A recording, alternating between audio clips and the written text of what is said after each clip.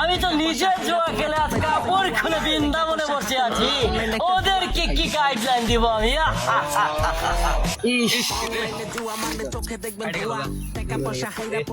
ভাই কি হয়েছে কি হয়েছে ভাই? আর তুমি আর লজ যাবো না, আমার কাছে একটা বাবা আছে, বাবা বিমান ফাটতো না, হে একটা মন্ত্র দিয়ে দেয়, তোমরা গেলে তোমরা টুটিপতি হয়ে যাবা গা, বেশি দিন সময় লাগবো না। তোমরা কি যাবো আমার হাতে?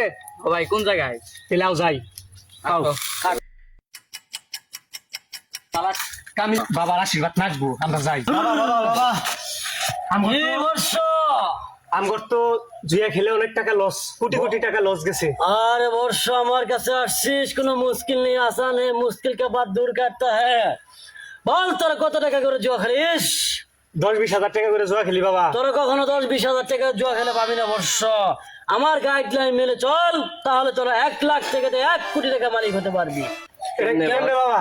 হ্যাঁ আমি তোকে দোয়া করে দে। বল তোরা তিনজনে জুয়া খেলিস কিনা? হ্যাঁ বাবা, আমরা তিনজনে জুয়া খেলি।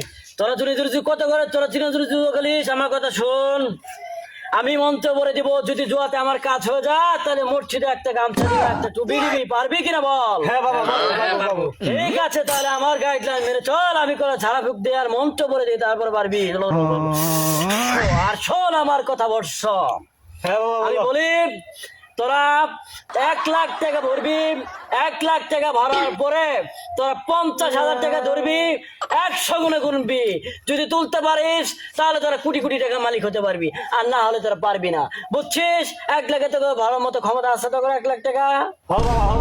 ঠিক আছে, 1 লাখ টাকা ভরবি, তারপরে তোরা 100 গুণে ধরে 50,000 টাকা ধরে 100 গুণে তুলবি, তাহলে 1 লাখ টাকা পাবি। যা তিনার মন্ত্র করে খাকা ভিক্ষা করে যা, ও যা পাবি।